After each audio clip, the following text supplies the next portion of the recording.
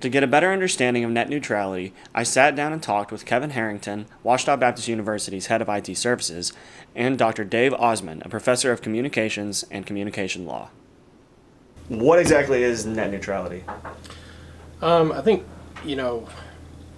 there are a couple different definitions of it, but my interpretation of it is it's just the equal treatment of data transfer across the open internet. And then you have to go into defining what is the open internet, where are those boundaries, things like that. That's where it gets a little muddy. According to the FCC and the government, it's a way of classifying the internet. The FCC has been given the responsibility and the power to regulate certain communication media. And one of those, of course, is broadcasting, and the other is telecommunications, the actual infrastructure. And from the beginning of the internet back in the late 90s, the government and the courts and FCC had classified it as information, not transmission or infrastructure. And so did it have the right to tell Verizon, AT&T, Comcast, Suddenlink what they can charge? And up until about 2015, the court said no. So what the Obama administration did was they changed the classification of those from from information to transmission, to infrastructure, making the internet a utility. So those companies I mentioned, Verizon, AT&T, Comcast, other cable, whether they're cellular or cable, wired, are now considered a utility, and the FCC could tell them how they can charge, who they can charge. They have to be transparent. They can't block certain services. They can't allow other folks to pay more and get better service, or throttle back those if they use too much of the bandwidth. Why do you think people are wanting then to repeal these laws? Well, I think people want to repeal them because it fundamentally, I think, comes down to how you view regulation. I also think that there's some heavy, lobbying on one side. I think that, and also too, don't forget they've been trying to do this for a long time. I mean, this started in the Bush administration with kind of around the same time that Comcast was doing the funky stuff with VPN, where they were blocking it, and then he tried, and then Obama tried, and obviously towards the end of that administration, they were able to kind of get it. They were kind of able to tuck it into like the Title II, classified it as like a utility, and so I think the people who are generally against it, the argument I see is just it's more of an argument against regulation as a whole. Not necessarily, it's like, well, I want an open internet, but I don't like, the government stepping in or something like that. It's more philosophical than it is like nuts and bolts, I feel like. The ones that I mentioned want it repealed, and of course it has been, or at least in terms of the Trump administration, not enforced, and the FCC is not, under the Republican administration, not enforcing net neutrality. But the companies would like to be able, for those who use video a lot, to pay more for it. Why do you think people want to keep net neutrality laws? I think, basically everybody agrees on what they don't want. They don't want, they want an open internet. They want equal opportunity when you connect to this, this thing we're calling the internet. They want equal, like if I send a packet of data to you, I want equal treatment with somebody else. And so, equality is a kind of a natural thing, I think, for humans. So everybody's like gets behind that. So I think that's the big push. You actually have to have a market. You have to have competition for the invisible hand to work.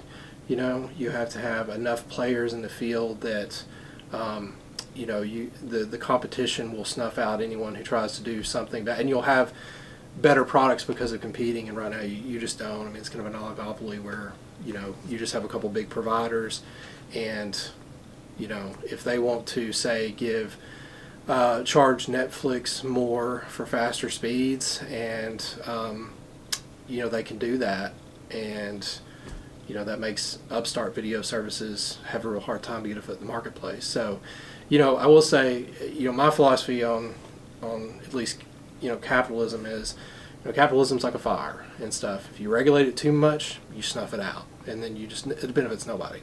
But if you don't regulate it at all, it'll burn the house down.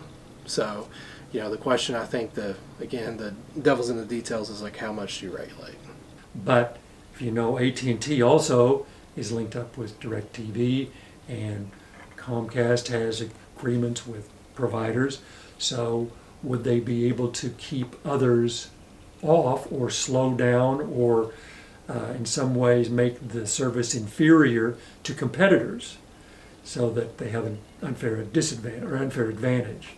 So if you're Netflix, if you're Google, if you're Facebook, if you're Twitter, you're in favor of net neutrality because that's all you do is help provide information.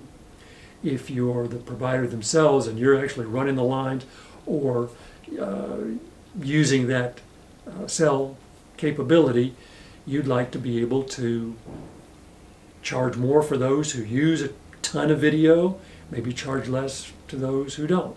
I think most of my peers, if you talk to anyone in my industry, at least as far as I've seen, we all kind of fall down on the side of, you need to be concerned about this, because I think it's just like anybody else who deals in this, sort of this is our wheelhouse, and stuff, and so we know kind of how the nuts and bolts of it work, and we know how you can analyze packets and what you can do, and so I think there is concern. I think you can look at some other countries, like what China does with their connection to the internet, how they monitor and block, things across their open internet. So, I think you don't have to go too far to find examples. Yeah. I've seen, arguments on both sides about well, we haven't seen mistreatment of that. And when we actually have, so, like in the, in the early 2000s, there was like Comcast, I think, would block VPN, and then AT&T did some weird stuff with like not allowing home wireless. So there are some examples. There's been some misinformation out there. I know there was a thing in like Portugal or something was supposed to have. It's like, well, this is what happens if you don't have net neutrality in Portugal, and it was like you had to pay $10 a month for Snapchat, and $10 a month for Facebook and stuff, and we haven't seen that yet, but yeah, I think that's why people want it, is just because everybody kind of can get behind equality, in an open like marketplace. It's really a philosophical argument that goes back to, does everybody need to be equal, or do we let the marketplace decide? And if you want to pay for it, you can get it. If you don't want to pay for it, you pay a little bit less. Can you explain a little bit on that, the Title II and what that all entails? Yeah, again, I'm not a law expert, but Title II, I couldn't recite Title II for you, but it's kind of falls under the utility spectrum of power. So something similar happened, in the 20s and 30s with power. You had this sort of monopoly of power that's spreading out, electrical power that's spreading out, and the government had to step in. You could imagine situations where they're paying more for your toaster versus you're having to pay more if you plug in a toaster and things like that. And so, and also the more it becomes an essential, utility, that's where the government stepped in. I don't know that necessarily Title II is the right way to go about it. I wish there was a little bit more dialogue, and so maybe instead of, I think what we're doing now is just we're repealing it, saying like, oh well, ISPs, you got to trust, and there's really only two big ones. So you really trust them, and because they haven't done anything bad yet or whatever. But I think I wish that there was a way to say, okay, we don't like putting it under Title II. Let's construct a new sort of set of regulations or a new set of rules that we all agree on. Let's not try to shove it into this just because we can push it through. We have the authority, happen to have the authority to push it through. Like I was going saying before, I think it needs to be classified separately, because it is, in the sense of utility, as a utility. I mean, you try to do anything now with, I mean, just make a doctor's appointment, or, I mean, that's a bad example, but I mean, just most everything that you need to do, is on the internet. It's accessible through the internet. Even payments now, I mean, you process a credit card. It's not dialing a phone number anymore. It's going through an encrypted, channel of the internet. So I mean, it is a necessity. And so if you define utility as a necessity, yeah, it's utility. But I think, again, it's like everything else.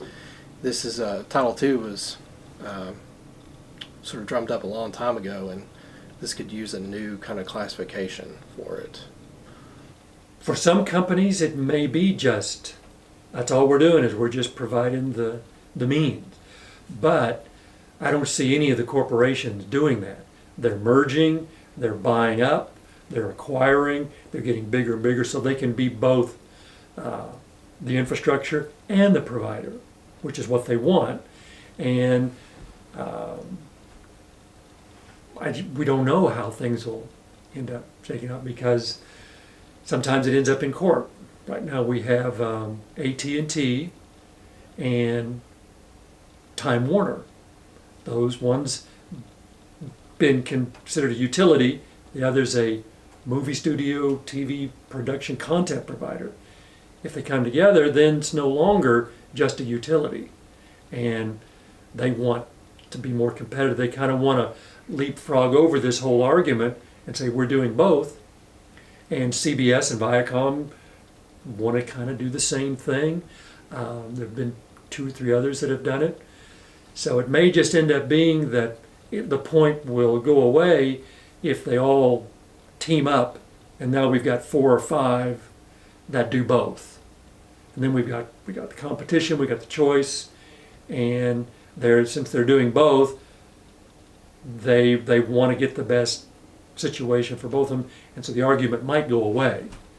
But it might not, because the Trump administration is fighting the AT&T Time Warner deal. So who knows how it'll end up. Because we're never going to have a pure marketplace, and we're never going to have a pure socialistic, the government decides everything for us.